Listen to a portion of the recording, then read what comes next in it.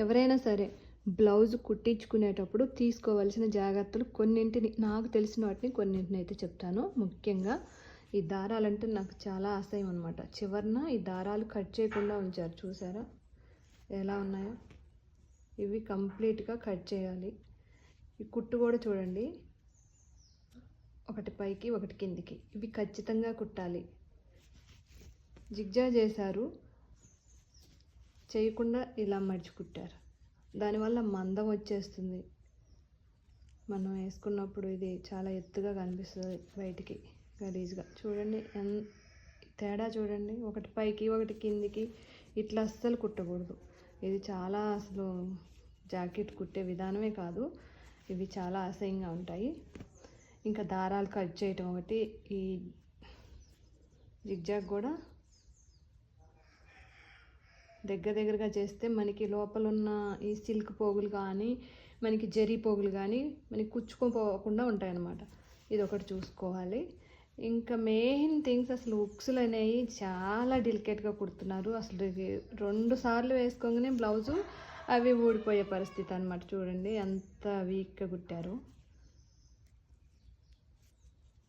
అసలు వీటిలో ఊపిరి ఉందా లేదా అన్నట్టుగా అసలు కుడుతున్నారు. ఇవి కొంచెం స్ట్రాంగ్గా కుట్టమని చెప్పుకోవాలి. నెక్స్ట్ మనం కనుక పైపింగ్ చేయించుకుంటే ఇట్లా లోపలికి వేయించుకోవటం బెటర్ అనమాట పైప్ అనేది.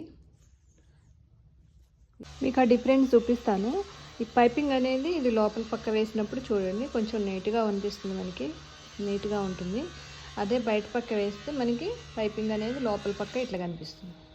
ఇది లైనింగ్ కిందకి వెళ్ళినప్పుడు మనకి నీట్గా ఉంటుందన్నమాట. ఓన్లీ పైపింగ్ మాత్రమే కనిపిస్తుంది, ఇదంతా కనిపించదు. చూసారు కదా 2 బ్లౌజుల డిఫరెన్స్ అనేది మీకు అర్థమవుతుంది కదా. ఇలా ఇది నీట్గా ఉంది కదా, ఇది బయటకు వచ్చేసింది. లోపల పక్క ఏమన్నా కూడా చూడటానికి బాగోదు. ఇలా వేసుకోవాలి. అలాగే హ్యాండ్స్కి కూడా లోపల పక్కే వేయించుకోవాలి. చూడండి ఇక్కడ గలీజ్గా ఉంది. ఇంకొకటి మెయిన్ థింగ్ ఏంటంటే, మనకి ఫ్రంట్ నెక్ వచ్చేసి వాళ్ళు ఏం చేస్తారంటే తీస్తేనేమో లోతు తీస్తారు, లేకపోతే పైకి పెడతారు మనకి ఊపిరి ఆడకుండా మొత్తం. కానీ వాళ్ళు కటింగ్ చేసేటప్పుడు ఎక్కడ చేయాలి అంటే, ఈ రౌండ్ అనేది ఇక్కడ లోతు తీసుకుంటే ఇక్కడ సేమ్ ఉండాలి.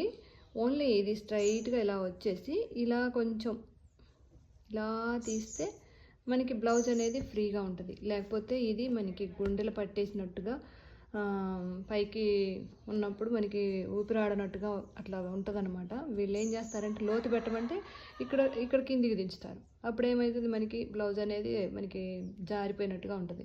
అట్లా కాకుండా ఎప్పుడైనా ఇది ఇలాగే ఉంచుకోవాలి స్ట్రైట్గా. పైన మన షోల్డర్ మీద నుంచి తీసుకొచ్చినప్పుడు ఇక్కడ లోతు తీసుకోవాలి. ఇక్కడ తీసుకుంటే మనకి బ్లౌజ్ అనేది చూడటానికి కూడా నీట్గా ఉంటుంది, మనం వేసుకున్నా కూడా ఫ్రీగా ఉంటుంది. ఇదొకటి మెయిన్ థింగ్. మనం ఎంత కాస్ట్లీ పెట్టి బ్లౌజ్ పీసెస్ తీసుకున్నా కూడా కుట్టేవాళ్ళు సక్రమంగా కుట్టకపోతే ఎంత కాస్ట్లీ బ్లౌజ్ అయినా సరే వేస్ట్ అయిపోతుంది. శారీ ఎంత 100 రూపీస్ శారీ తీసుకున్నా సరే బ్లౌజ్ నీట్గా కుట్టినట్లయితే ఆ శారీకే లుక్ వస్తుంది, మనకే అందం వస్తుంది. అసలు శారీ అందం మొత్తం బ్లౌజ్లోనే ఉంటుందని నేనైతే 100% నమ్ముతాను.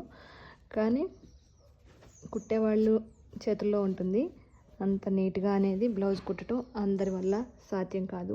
లక్షల్లో ఒక్కళ్ళు ఉంటారని నేను ఈ 20 ఇయర్స్ నా అనుభవంలో చెప్తున్నాను. లక్షల్లో ఒక్కళ్ళు మాత్రమే నీట్గా బ్లౌజ్ ఎలా ఉండాలో అలా కుట్టగలరు.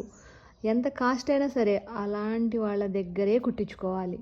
అది మాత్రం నాకు అనుభవమైన విషయం చెప్పాను.